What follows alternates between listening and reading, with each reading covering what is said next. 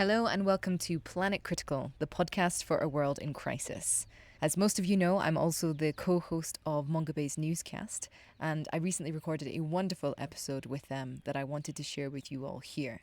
So enjoy, and we'll be back to an episode of Planet Critical next week. The original meaning of crisis is actually a turning point. It's actually in a disease, that's what came from medicine, actually, crisis, but it actually is indicating a point of decisions, so it says, this is time to make a decision. That's what crisis means. And so we are in a crisis and decisions have to be made, but decisions can't be made in the pall of ignorance, and I caught myself as well, by the way, so I'm not pointing fingers, have been in our enthusiasm and our shock at what's going on and the ignorance of, political leaders and in the selfishness and greed, the capitalist corporate system. We have girded ourselves to come out as spokespeople for, other people, those who suffer, those who are going to suffer from migration, from migrants, et cetera, et cetera, et cetera. Yet, even though I love that, I love that people are doing that, can we also think about a narrative? That's the question. That's what the book's about, really. I don't say it's the narrative. It is not. But I'm just saying, can we enter a different narrative for us, all of us, that actually allows us to listen, to connect, as opposed to know. Welcome to the Mongabay newscast. I'm your co-host, Mike DiGirolamo. And I'm your co-host, Rachel Donald. Bring you weekly conversations with experts, authors, scientists, and activists working on the front lines of conservation, shining a light on some of the most pressing issues facing our planet and holding people in power to account. This podcast is edited on Gadigal land. Today on the newscast, we speak with Paul Hawken. Hawken is a globally recognized environmental advocate, author, activist, and entrepreneur. He is perhaps best known for his book, Drawdown, the most comprehensive plan ever proposed to reverse global warming, published in 2017, and also for being the co-founder of the nonprofit organization, Project Drawdown. In this conversation with co-host Rachel Donald, Hawken discusses the issues related to his latest read, Carbon, the Book of Life, which generally posits that the climate movement's messaging is largely making the fourth most abundant element in the universe a misunderstood and undeserved villain. Hawken explains how unnecessarily using jargon and fear to motivate action is ultimately not a recipe for meaningful change, and why humans respond best to and innately tend towards connection and community, and ultimately see ourselves not as distinct from nature, but an inextricable part of it.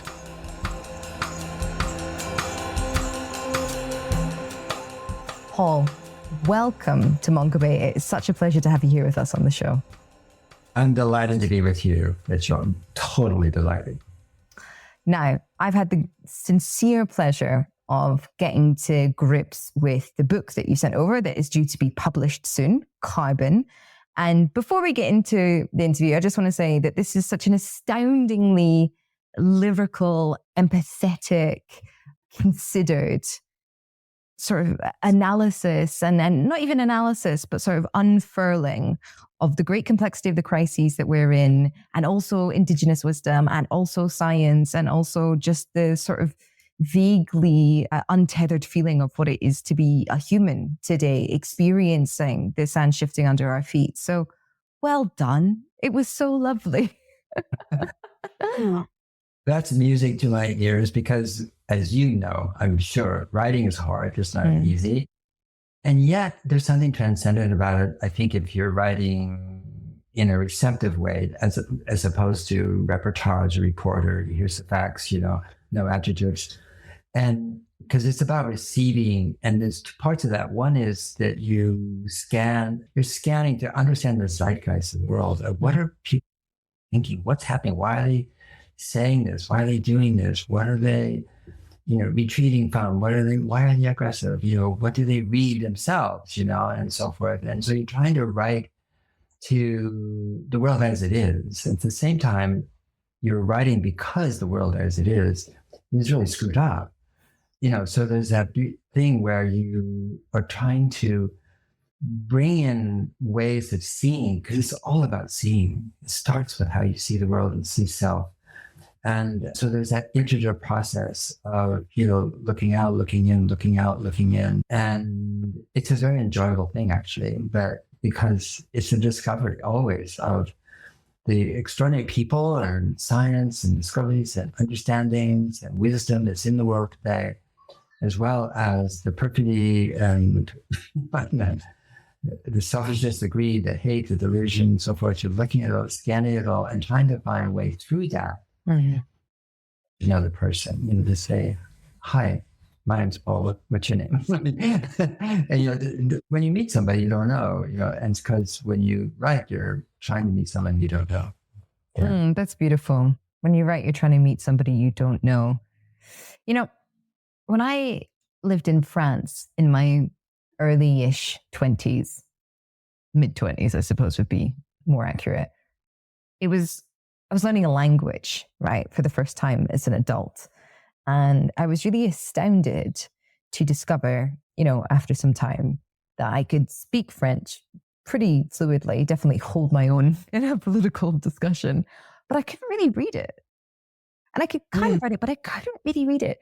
And so it kind of got me thinking about how language is different when it's spoken and written. And then I started to think about English, and it really helped me engage with my native language in a different way. And I started to not only think about, but really feel how written English and spoken English is so, so, so different. And everything that you're saying there, this kind of like capacity for transcendence, discussion, discovery, seeking. Even though writing is such a solitary act in many ways, I do feel that we're kind of living in a culture now whereby it's almost easier to meet in the written word than it is in the spoken word. Like something has happened to the way in which we're engaging with spoken language, or possibly even just as simply with each other, that how do I put this? Of course, transcendence is still possible, but the miracle of written English is the ability to sort of say 1,000 things at once in one sentence, or point over there while looking over here in the opposite direction, or imply in a way that suggests and invites the reader into joining that journey with you and kind of collaborating almost. And that is a very tricky thing to do in the spoken world, whereby people are just desperate for information because, as you say, the world is so screwed up and they want a sense of certainty. And it seems very well that actually the thing maybe we need to let go of is the idea that we can be certain about anything right now. Yeah, no, I mean, it's an extraordinary period in human history in that sense. The English language, it's got, the most words of any language. It's a polyglot language, just made of French, German, and, all sorts of different Irish, and Nordic languages, and it's all mixed together, and which is why it's so difficult for a non-English speaking person to really learn it, And I've learned other languages, as have you, and they actually have a sense of order to them. And the pronunciation rules are consistent. And when I was young, very young, 6 months old, I had the youngest recorded case of asthma. And so I had asthma all my life until I was 18. Later I could take medication. I could be an athlete and, run and so forth. But I had to take medication. But when I was little, they didn't have any medication. Thank God. And so my mother would put me in bed and I would read. There was no TV. And thank God there wasn't. And I won the bookworm contest at the library. Pace the bookworm for every book you've read and so forth. But for me, I was like, that was a new world. That was a world. And imagine, you're just as bad, and you can see out the window, but you can't go outside, you can't do this, you're not supposed to do that, and so forth, And so you open a page and And so out of that, I think it grew a really great respect. And my mother tells me, I don't remember, but she said when I was 6 or 7, I'm going to grow up and be a writer. I said that to her. I don't remember that at all, And even when I was an adult, in my 20s, I didn't even think about being a writer. It didn't even occur to me. And yet, here I am with my 10th book. And every time I do it, I think, I'm not a writer. I'm writing. I don't think I'm a writer. I don't think that way at all. But I love writing. Hey listeners, thank you as always for tuning in. I want to take a moment to say thank you to the people that have reached out to voice their appreciation and their comments on the show, which is becoming more and more frequent. It truly does make us inspired to hear this from you. So if you're looking for other ways to help out the podcast, I encourage you to donate to us at mongabay.com by clicking the button in the upper right-hand corner of the screen. As a nonprofit, this is how we are able to bring you the interviews and the independent journalism that you've come to enjoy. But if you can't donate, leaving a review on the podcast platform you're tuning in on really does make a difference, and it helps elevate the profile of our show. Thanks so much, and now back to the conversation with Paul Hawken. Well, it sounds like you are kind of practicing what you preach then, because in the chapter on language, one of the things you point to is that English is a very noun-based language, and that most Indigenous cultures around the world have a verb-based language. And so to sort of identify as a writer would be sort of antithetical to cultures that are always in movement and always in a relationship. But to identify as writing would be correct. Yeah. Well, I mean, the thing about verbs is verbs are about relationships and nouns are about separation. Can you go into that a little bit more? Sure. I mean, the language exploded out of the Enlightenment and the birth of Western science, and with a microscope and all sorts of other tools and observational methods and so forth. The Western settler colonist culture began to identify all the bits and pieces that make up the earth, whether minerals, whether animals, whether behavior even. And name it, have a name. This is a name, this is a name. And you have to name it something if you're going to be a good scientist, because if it's this, it's not that. It's this, it's not a that. And to make those distinctions, and they become more fine, more finite even as science progresses and gets on. You had a cold, you have a virus, not a virus anymore. There's several million different viruses, And that's science, and it's good science, and it's amazing science, but also it loses relationship completely. It doesn't see the world as connected. It sees the world unintentionally as disconnected or separate, maybe is a better word. And so that sense of separation and disconnection from nature has caused us, our species, Homo sapiens, to see nature as different, as separate, as distinct, as other. And if you think about it, that was just sort of emerged into us, from our teaching, our classes, our books, what we hear, what we see. And the fact is that sense of othering, seeing the world as this and that and so forth, really informs what I call the climate movement, and has really, I think, derailed it in many ways, because it is about othering the climate. I put that in hashtag, quote marks in my fingers. And the atmosphere, as if the biosphere and the atmosphere are two different things, right? And we talk about climate crisis. And I just want to assure everybody the climate cannot have a crisis. It's impossible. There is a crisis, don't get me wrong, but it's right here on Mother Earth, and we did it. And so if you want to focus on a crisis, you know where to go. Just look at yourself, look in the mirror, look outside, see what you do, and see how you communicate with the rest of the world, and the rest of the world being the living world, and not just other people, both. And so the Indigenous languages are so interesting because, it's been said many times that, Oshawa people don't have a word for nature. Well, they can't. It's just they don't see it as nature. They are nature, and so is the leopard, and so is the beetle, and so are the fish, and so are the plants, and we mocked that, and we mocked also the idea that they had the capacity to listen, to hear plants and what plants were saying and what other creatures are saying or say and speak and relate to. And that was, as we came in colonists, and settlers, that was just dismissed as pure ignorance. And now what I love about where we are right now is that we have Western science and a whole batch of new scientists, women and men, who understand, Western empirical science, but actually are working with Indigenous people around the world and listening to them. And you're seeing sort of an integration of a worldview that is very, very different than the one we were taught when we were young. And what's beautiful about what's being discovered, this is my way of looking at it, what's being discovered is what we don't know, not what we do know. So that is about awe. It's about, oh my gosh, really? And so forth. When you see like Zoe Slanger's work from The Light Eaters, is just a spectacular book. We spent 8 years talking to botanists all over the world.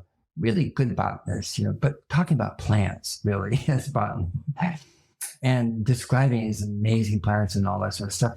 And then at the end of the book, she's listening to some really great botanists who want to remain anonymous in a way, because what they're saying collectively is the only way we can understand a plant, the only way is to describe it as the brain. It's the whole thing, roots to tip. And with its 20 senses, we have God and its capacities and abilities and how it functions in the world. It's sessile, it can't move around, we're mobile. Sessile beings have different ways of adapting and surviving. And it's been here a lot longer. Plants have been here a lot longer than human beings and Homo sapiens and primates. And it's learned a whole lot. And that's just so gobsmacking, It's what do you mean a brain? It doesn't have neurons, it doesn't have a central processing unit in its head or something like that. And so what we're seeing is this really extraordinary expansion of where we live, who we are, our relationship to it. And in that, if plants are talking, they are, all 3.4 trillion creatures on Earth are talking every day. They're voicing, they're communicating. And so we are now entering an era where we can listen to the voices. The voices are all around us, And so that's a huge shift, from, say, Western science and the arrogance, frankly, of seeing the human being as better, separate, and distinct from all those other things out there called, animals and nature and bugs and pollinators and snakes and reptiles and so forth. We're better. We have the extraordinary language. We do. But it doesn't mean the intelligence of the living world isn't commensurate with ours in completely different ways.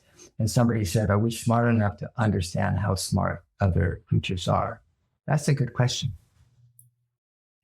I think you've just revealed the true depth and breadth of your book as well by covering so much. And I really would like to impress the listeners. It's quite astonishing the amount of information that you've managed to so exquisitely sort of unpack.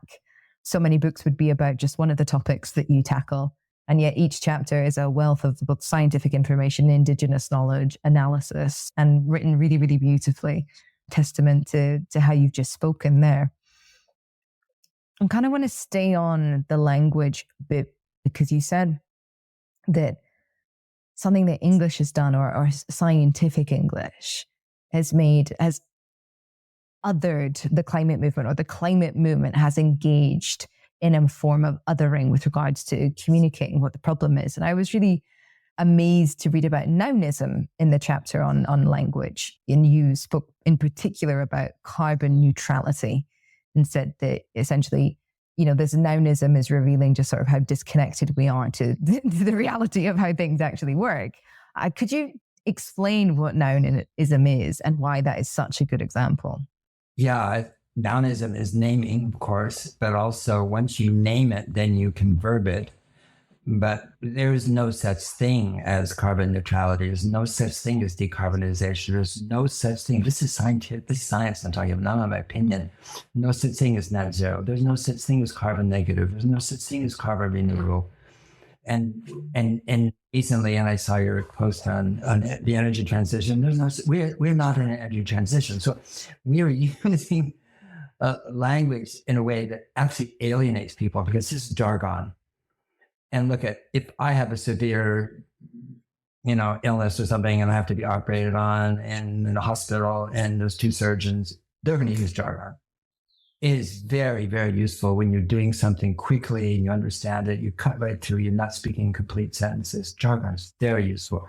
It is absolutely harmful when we're trying to engage people around the world in understanding global heating, the cause and what impacts it is having and will have going forward in terms of people, place, water, food, security, children. I mean, we are horrible at that because basically we're using jargon and fear and threat as a way to engage people. And the human, like it or not, we move to possibility. We don't move that way to, well, some people do. We have Trump, a president who actually seems to have moved people towards destruction and lying, but the human nature isn't that. The Homo sapiens are here because we cooperated, apparently, as opposed to other previous of our species, iterations of our species. And so that is who we are. And so we have to be able to develop a language and about where we are and what's happening and where we wish to go, which is commensurate, with that innate desire for us to connect and be families and love our children and be in wonder and be in awe and be secure. And we don't have that in the climate movement. And so, and again, it's not like whistling past the graveyard and saying, okay, well, no, those are problems, but let's talk about, what we can do.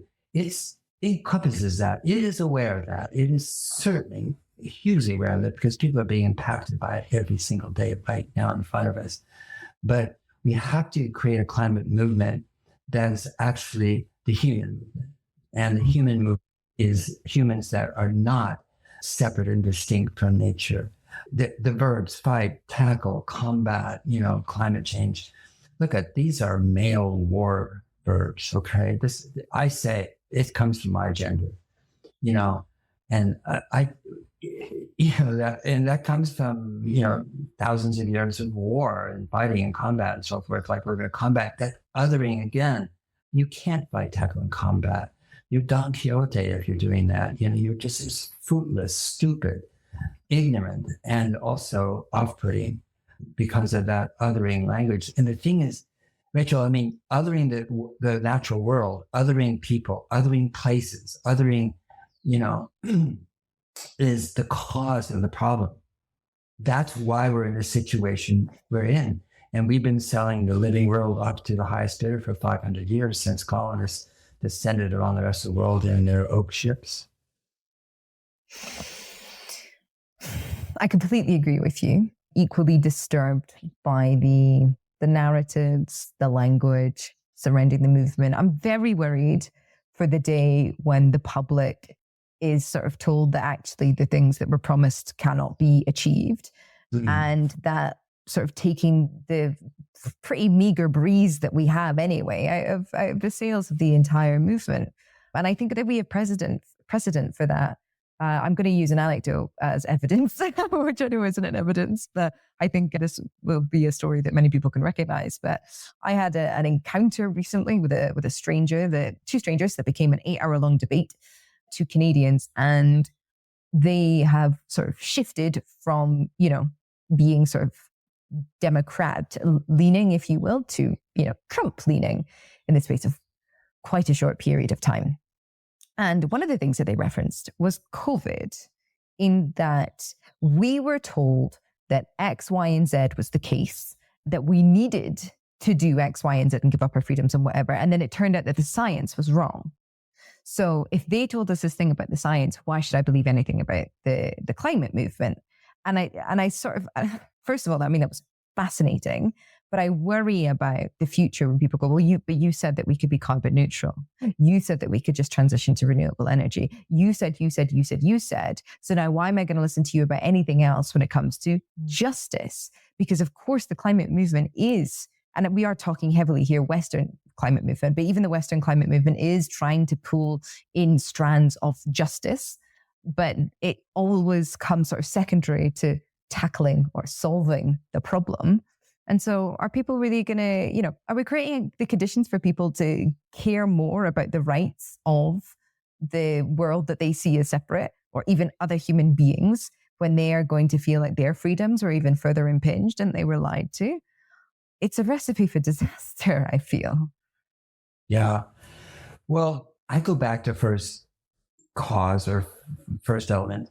I feel like, there's a famous parable of the river, goes way back in different traditions, all the way up to Bishop Desmond Tutu talks about it, and which is you're by the river, and then you see these people being washed down the river, children or whatever, they're drowning, they're flailing around, they cannot swim, and you go in and you save them, and there's another one, and you go in and save that person, and there's a group of you go, what's going on, and so forth. And finally, someone says, can you just go upstream and find out who's throwing them in? Instead of rescuing them. And I feel like what we need to do is go upstream. We need to go where the causes are instead of focusing on just the cure, if you will, if that's the right proper word. And by focusing on that, we actually threaten people. They feel threatened in their livelihood or what their assumptions are, sometimes their religion. Who knows? But it's a language that does not bring us together. Upstream can and does, because it's causal. And that's where we can say, yeah, that's not working for us. Okay. And so what are we going to do? I mean, it's not like, I know you don't, listen up, which is kind of what, some of the best writers around climate is still a little bit of that. I've spent years, I know, I've studied, this is blah, blah, blah, blah, blah. Wonderful people I know very well, they're friends. But I'm just saying, as literature, it doesn't engage in the broader sense, And the thing, it is a crisis. So let's be real about that, But the meaning of crisis, the original meaning of crisis is actually a turning point. It's actually in a disease. So, that's what came from medicine, actually, a crisis, But it actually is indicating a point of decisions, So it says, this is time to make a decision. That's what crisis means. And so we are in a crisis, and decisions have to be made, but decisions can't be made in the pall of ignorance, And I count myself as well, by the way, so I'm not pointing fingers, have been in our enthusiasm and our shock at what's going on and the ignorance of, political leaders, and in the selfishness and greed, the capitalist corporate system. We have girded ourselves to come out as spokespeople for, other people, those who suffer, those who are going to suffer from migration, from migrants, et cetera, et cetera, et cetera. Yet, even though I love that, I love that people are doing that, can we also think about a narrative? That's the question. That's what the book's about, really. I don't say it's the narrative. It is not. But I'm just saying, can we enter a different narrative for us, all of us, that actually allows us to listen, to connect, as opposed to know. And, and not that we don't know a lot. We do, we study, we thought. I listen to you religiously to learn. Okay, so that's, and it's a compliment. You can take it any way you want. But, that's who we are. We're human, but can we have a narrative, that is absolutely enthralling? There's like, really? I live here. That's what's happening. Is this possible? And we can't do that in the world of the modern media, because it's an amygdala media. It's about lighting up the amygdala. It's about click-throughs. It's about scaring the shit out of us. It's about, and glamour too, which also is enthralling to us. It's like, looking at something bright and shiny. And what is it? That's glamour. And you mix glamour, and fear and threat together and stir well, and you have all the major media. And that's what people are feeding on. It's feeding that.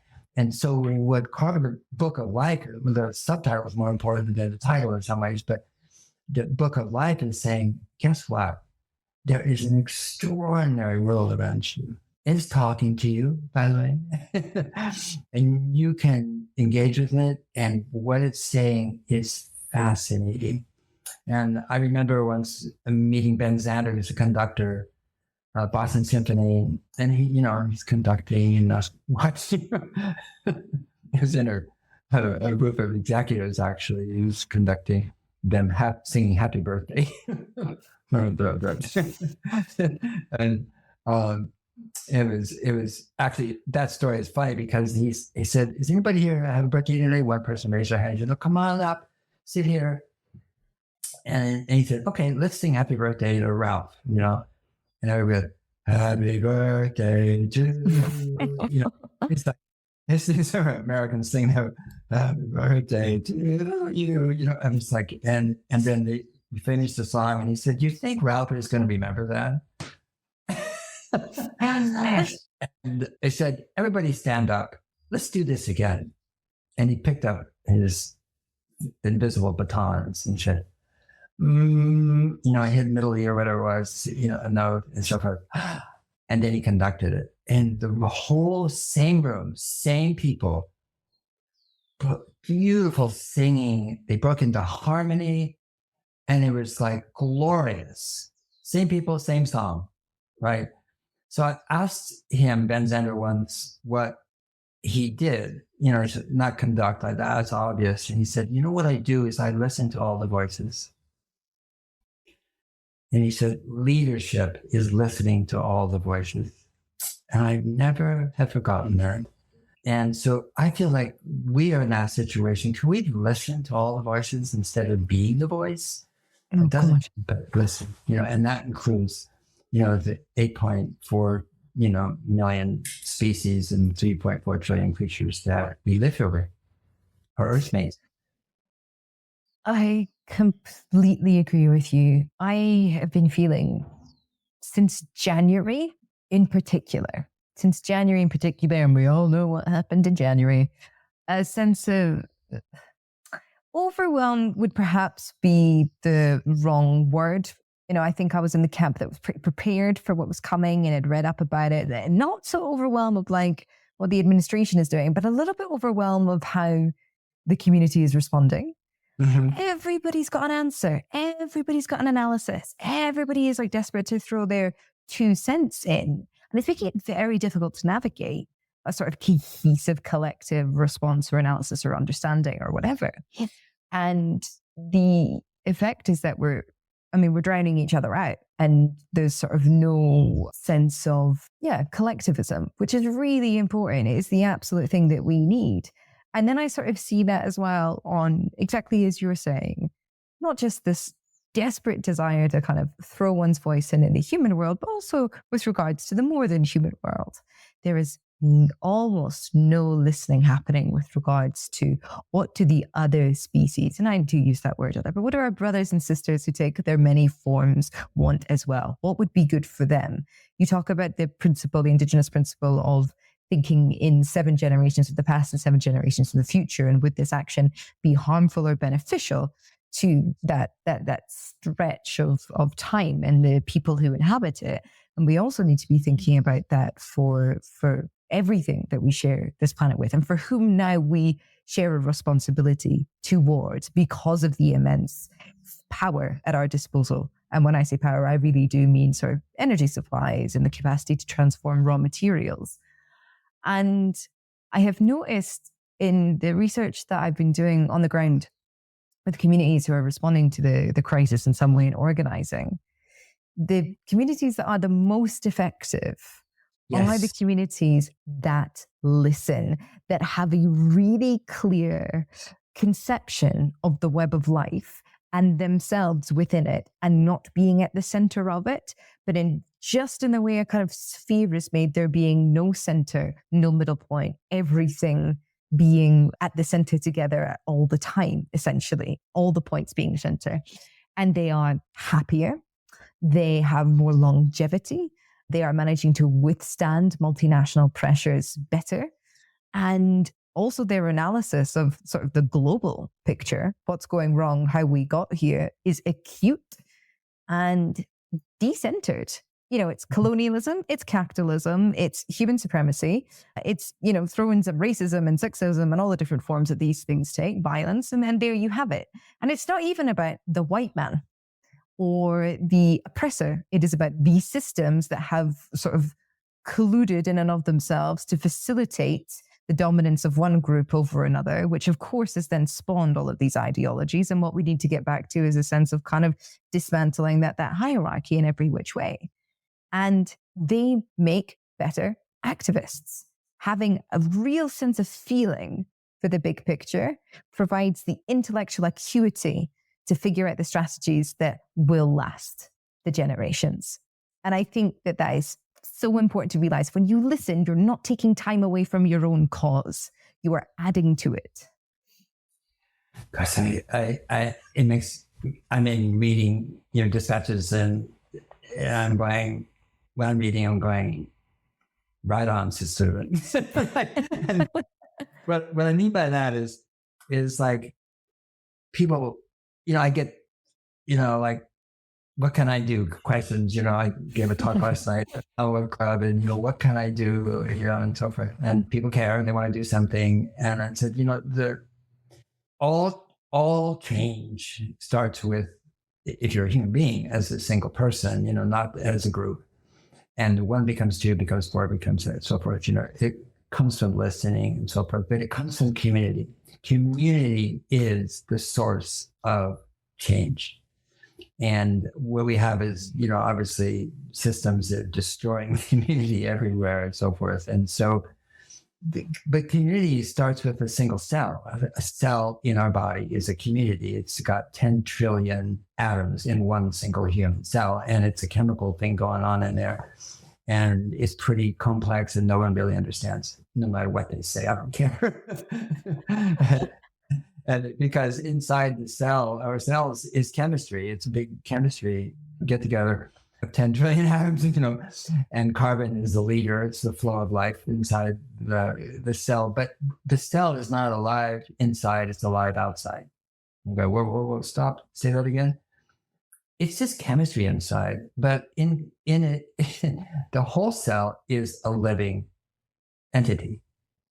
It has sensors, and is communicating to other cells, and likes to hang out with other cells and make things, us and plants, beings.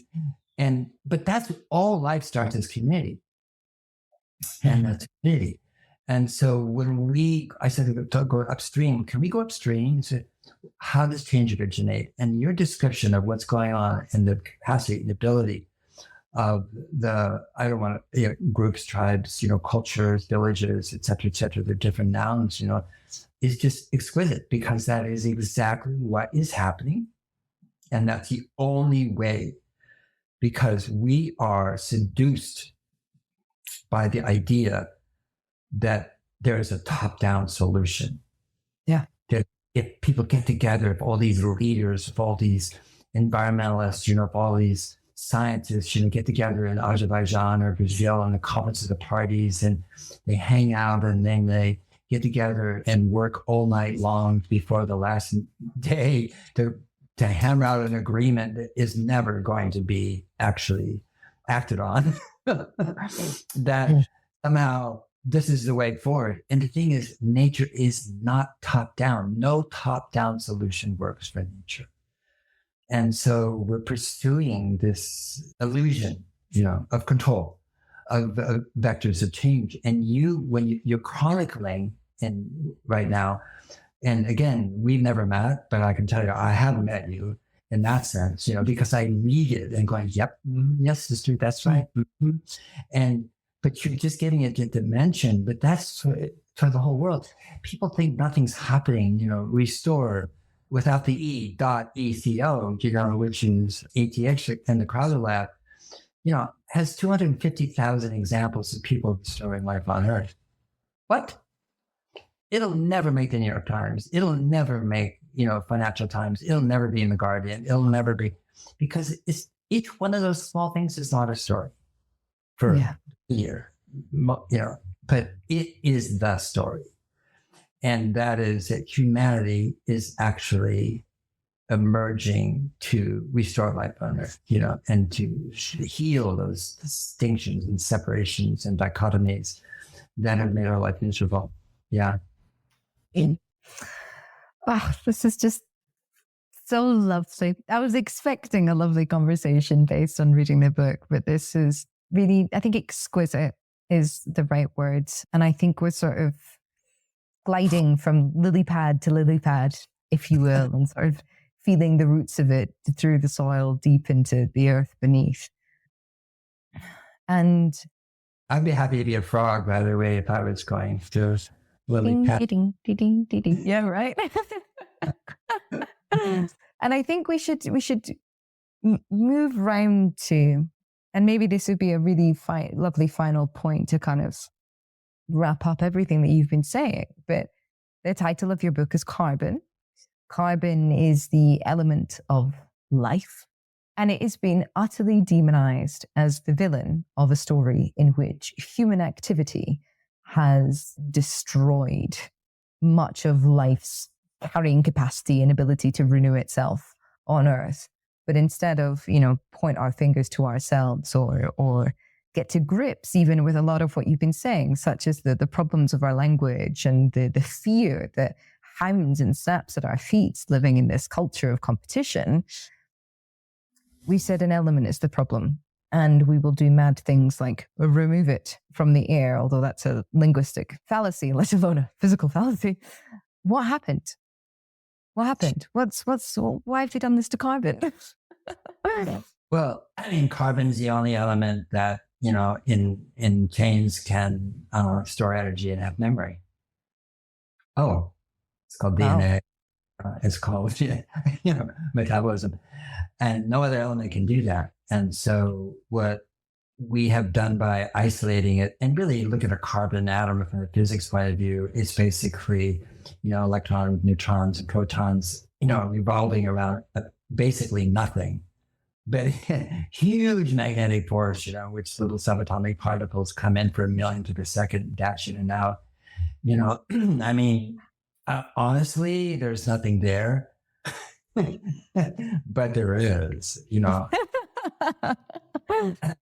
and it's hard to wrap your mind around that for, from a physics point of view. They can describe it, but the force that is involved with a single element, is extraordinary, which is why you have atom bombs and hydrogen bombs and so forth, because you release that energy, which the sun does, when it fuses, hydrogen into helium, produces neutrons that, are actually energy and light up this beautiful, beautiful star that we depend upon. But by isolating, by demonizing it, by, in a sense, pointing to it as the problem, it reveals the mindset that caused it, and also reveals the fact of complete and utter dissociation with where you live. Because you think if you can get carbon right. So you have things where billions of dollars are going to direct air capture, which is this to suck the air back, not there already, but back into these complex machines that basically separate 4 parts per 10,000 of CO2, then split the C off from the O2, because we don't want the O2, we want the C, which is carbon, and then to liquefy it, and then put it in pipes and pump it, sometimes many, many miles away, into geological formations.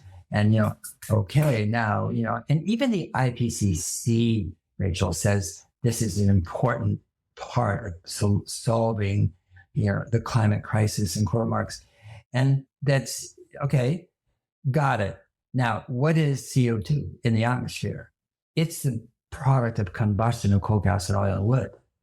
You burn it, the C in the coal, gas, and oil and wood combines, right, with O and becomes CO2, like fifth grade. And it's lighter than, it goes up and goes around in the air. Cool.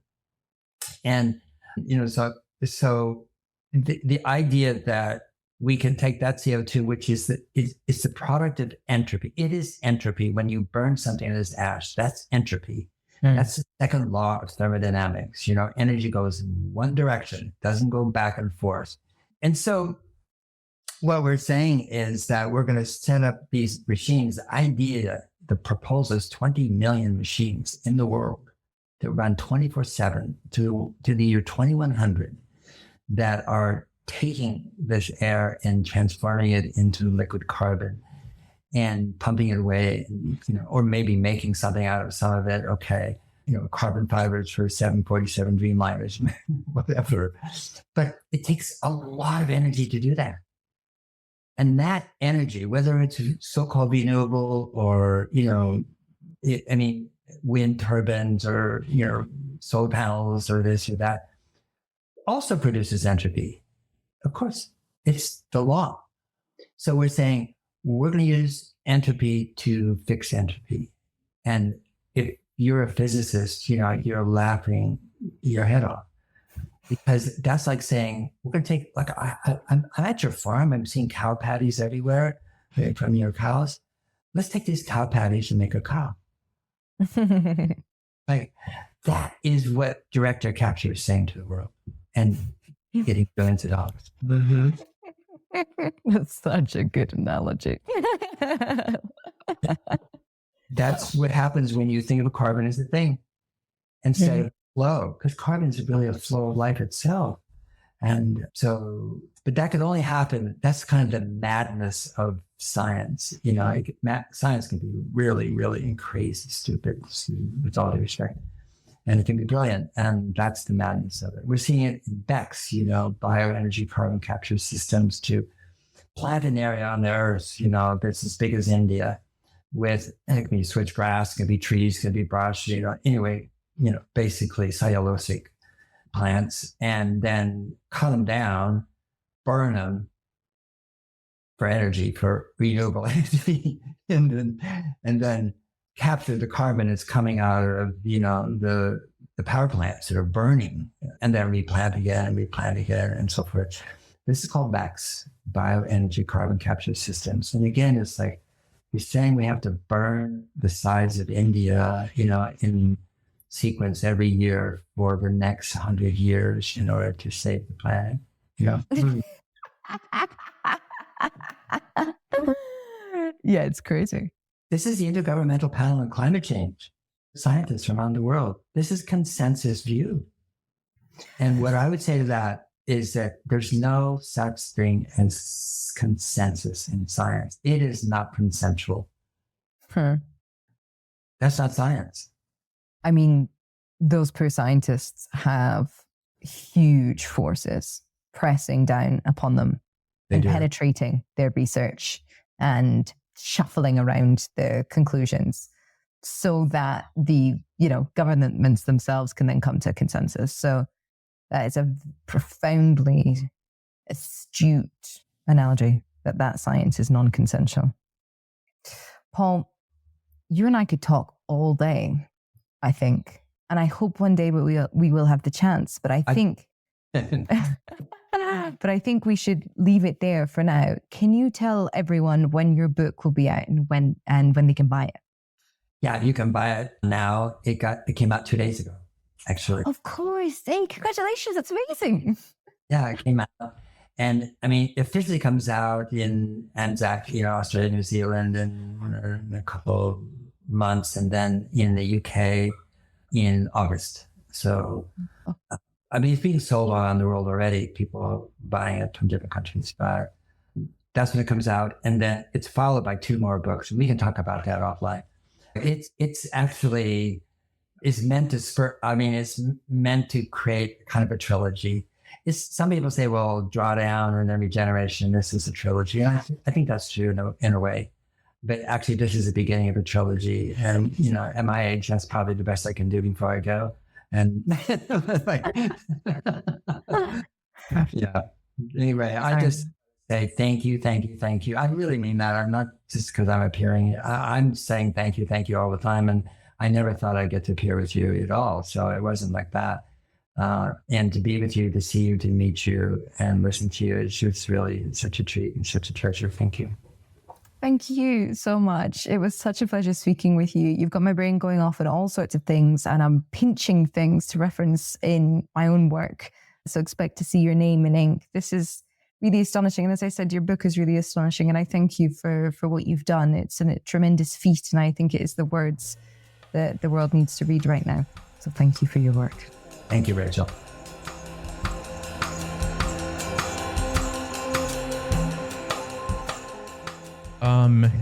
I had to listen to this conversation multiple times. I have actually lost count how many times I've like stopped and started and re-listened to it.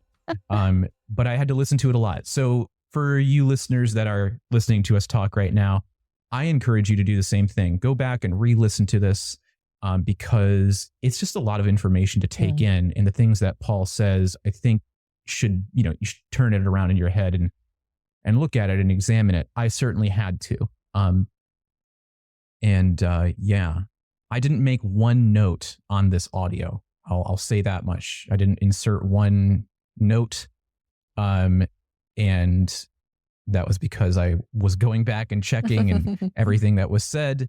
But yeah, I'm not sure what more I can add to this conversation that you two already didn't say. I kind of feel like it speaks for itself.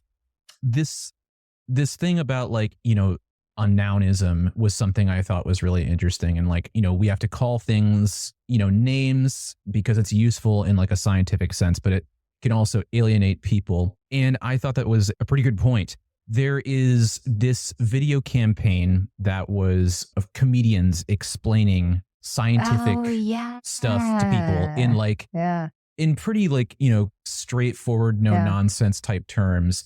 And I don't know how big of a difference it made, but watching it, you're like, this is really digestible, easily understood information. And they were explaining like climate change and the climate crisis. And it kind of reminds me of other comedians that do that. Like people at the Daily Show, like Ronnie Chang, when he talks about climate change, it's really funny, but it's also accurate and it's easily digestible because you're laughing at the situation. And for some reason that is disarming, that it disarms you. It allows you to absorb the information a little bit easier. So I think that's a really relevant and good point. You've just triggered a thought, Mike. So I think that there are lots of campaigns that are effectively normalizing the conversation around climate, which is really, really important. It should not just be, sequestered in the realm of science or politicians, especially not politicians, because they don't know what they're talking about. And it needs to be kind of like depoliticized. And that's what these campaigns do really, really well. I've just wondered, right? If we have a language that is based on nouns, is that why it's really difficult to assess what to do with information once you get it? Because normalizing a conversation around the climate crisis, the planetary crisis, that doesn't tell people in and of itself what action that they can then take to do something about it. I mean, that's a great point, Rachel. I totally agree with you. But I think it's wonderful to try and do things, to try to tell people like things they can do or actions they could do. But at the same time, it's important to acknowledge that, your action alone isn't going to claw back the climate crisis, the environmental crisis. And that's where I feel like personally, I have difficulty communicating this to people without depressing the heck out of them, because it's like, well, we're sort of at the mercy of what our world leaders are doing with our systems and our resources and, how we commune and collaborate with each other. We're sort of at the mercy of that. And when people hear that, I feel like the response understandably is like depression and despair. And kind of striking that balance, like, yes, but you can also make your voice heard and communicate yourself to your representatives and tell them you want XYZ reforms. That's like that's a lot to say in one breath. It's a lot to communicate in a sound bite. That's the difficulty there. I've been thinking about how different places are at different points of the timeline recently. And that for listeners, those of us who sort of hail from the global north or live in the global north, that sense of like enclosure is really quite profound, and it's incredibly difficult to extricate ourselves from systems. And as you know, I've been traveling through Latin America recently, kind of working with communities who are doing things about the system. And it's really interesting to see how, because they're not further down the track of like technologization, digitization, wage slavery even, they still have this room to maneuver. So it is actually possible for people to get together and actively resist or even develop alternatives that have a huge impact locally where they are. And I do think that that's connected to the fact that where they are is like healthy ecosystems. I think that's really important.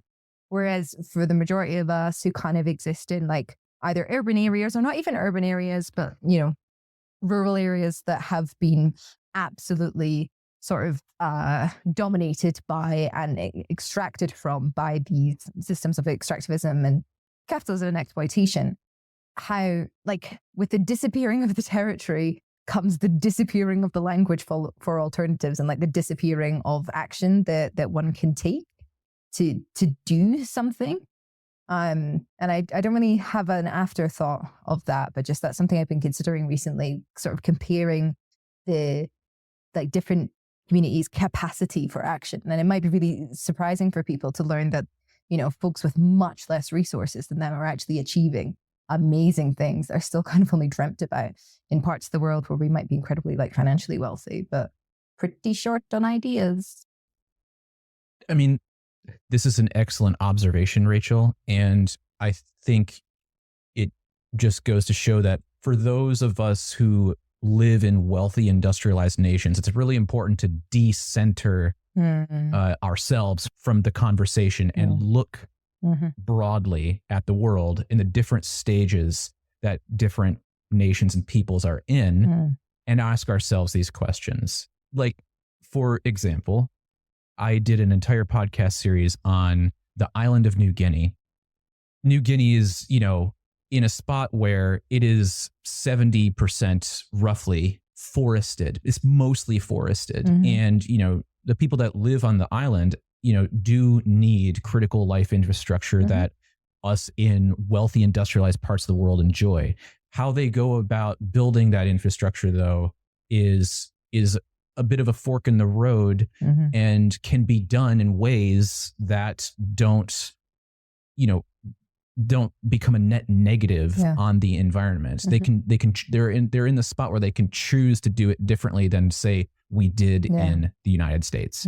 And so how those kinds of conversations are the ones that I'm really interested in having and looking at and seeing how other nations are looking at the mistakes made in other countries and deciding to do things differently. Yeah, totally agree with you. And also how, there's that sort of intuitive awareness and also self-educated kind of knowledge of like what's gone wrong in the most quote unquote developed parts in the world and how we can do it differently. And then also how the forces of capital and imperialism are moving in to try and dismantle those conversations as they're happening and ensure that things go a certain way. I mean, I think we can all remember, was it the most recent COP or the COP before, how there were those documents leaked about how the state oil company was essentially strategizing about how to get the continent of Africa hooked on fossil fuels because they recognized that likely a lot of their Western consumers were going to disappear over the coming decade as they move more to electric vehicles. So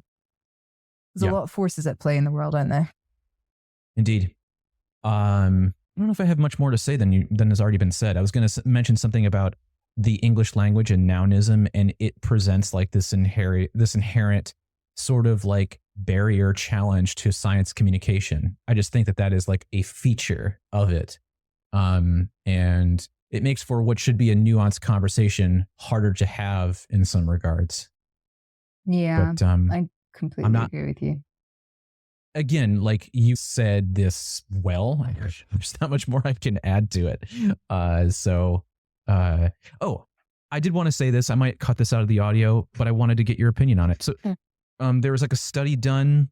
It was published by a researcher in psychology at Leeds Beckett University. Humans are not inherently selfish. We are hardwired to work together. And the evidence for this is spread out over many, many, many, many years. It's only like in recent human history where you sort of have like this competition for resources come into play. And that's not how we are inherently. And I thought that was like a really interesting thing because Paul was talking about how we're, hardwired for community and connection. And I think he's right. And I think that the research bears that out. And, we often hear in popular media, like concepts of like, an alpha person or an alpha male or what have you, which is also not a scientifically accurate term. Since the term alpha comes from a now debunked term of like the alpha wolf, which the researcher on that even said, hey, I was wrong about that. Don't use it. We're not inherently competitive. We're inherently communal. So I find that really interesting. I always sort of like knew that myself, but it was really validating to see that as the years passed, the research showed it. I have some thoughts on that. I think that there have been other studies as well that have kind of like interviewed people from all over the world and shown that generally speaking, human beings tend to share the same core values no matter their culture, those being like altruism and community and quality time, etc. However, I'm wary of saying that anything is inherent because the dynamic of being a sort of living organism is that of being impacted by and impacting one's environment. And I do think that it is really important to acknowledge that we now live in a population that has, gone from like 2 billion 100 years ago to 8 billion today and 1 billion prior to that. So we are living through an age of, it's not yet resource scarcity. And, degrowth has shown that there are enough resources to go around. But we are going to have to kind of actively manage our resource consumption for the very first time in human history, right? And so what happens to human beings when confronted with a sense of resource scarcity? There's sort of cultural stories from tribes around the world that when resource scarcity would set in, they would go somewhere else. There's kind of a myth in Papua New Guinea that only the violent cultures remain, essentially, because it was tribes that hailed from other lands that ran out of resources and then arrived on the shores of this incredibly resource-rich Papua New Guinea and then slaughtered all the natives who had so much, they were just incredibly generous and had never known violence. It was my source in Papua New Guinea, an MP that told me that myth.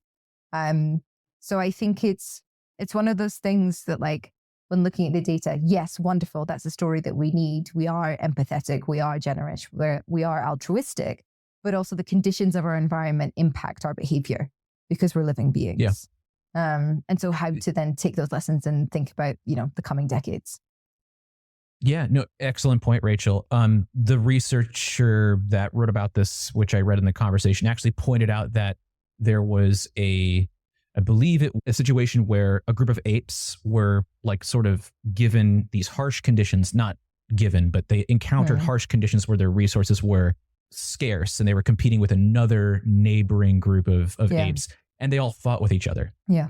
So that it was it was sort of the imposition of these harsh conditions created the conflict. But yeah, excellent point. Sorry, but hang on. That's just an excellent point as well, thinking about how we could literally create a non-violent world by being very mindful and deliberate of the conditions that that we create for society. You know, if you give people enough to support themselves and support their families and have what they deem to be a high quality of life, then you could minimize violence all over the world, not only against the natural world, but between human beings. And if that's not just a very self-evident goal to strive for, I just don't know what is. Well, I think it's self-evident. Yeah. I mean, like, this is the whole concept of like monopolies, right? When like a company takes over a market, right? And they can just jack up the price and do whatever they want because they're the only ones controlling it. That's what causes like this whole, like the strife and the struggle that people are, it's engineered. The scarcity is literally engineered. And they like it that way because then it means they make more money. So, you know, like it takes something like a government to step in and break it up and be like, nah, you can't do that. Sorry. You know, but yeah, I'm totally with you. The flywheel, I think it's called, which is Amazon's business model. Have very low prices, attract people in, squeeze out your competitors by pulling in all of your consumers. Once you have them and all of the competitors are gone, then jam up your prices because nobody has anywhere else to go. I didn't know it was called the flywheel. Yep. We're all flies to Amazon. God, I hope not. Well, Rachel, I mean, I don't have anything else to add. Again, the conversation I feel speaks for itself. Important book, really important book. Topic to talk about. Yeah, I just wanted to sort of shout out again to the book. It was a phenomenal read. It's so beautifully written. It sort of weaves together so many different parts of this crisis and does so expertly and with such a sort of gentle touch that I think it's just an important read for everyone, to be honest. So go and get a copy. All right. Well, I look forward to the next conversation, Rachel. Yeah. See you on the next one. If you want to check out Carbon by Paul Hawken, you can find a link in the show notes. As always, if you're enjoying the Mongabay newscast or any of our podcast content and you want to help us out, we encourage you to spread the word about the work we're doing here by telling a friend and leaving a review. Word of mouth is one of the best ways to help expand our reach, but you can also support us by becoming a monthly sponsor via our Patreon page at patreon.com/Mongabay. Mongabay is a non-profit news outlet, so even pledging $1 per month makes a big difference and it helps us offset production costs. So if you're a fan of our audio reports from Nature's Frontline, go to patreon.com/Mongabay to learn more and support the Mongabay newscast. You can also read our news and inspiration from Nature's Frontline at mongabay.com, or you can follow us on social media. Find Mongabay on LinkedIn at Mongabay News, and on Instagram, Threads, Blue Sky, Mastodon, Facebook, and TikTok, where our handle is at Mongabay, or on YouTube at Mongabay TV. Thanks as always for listening.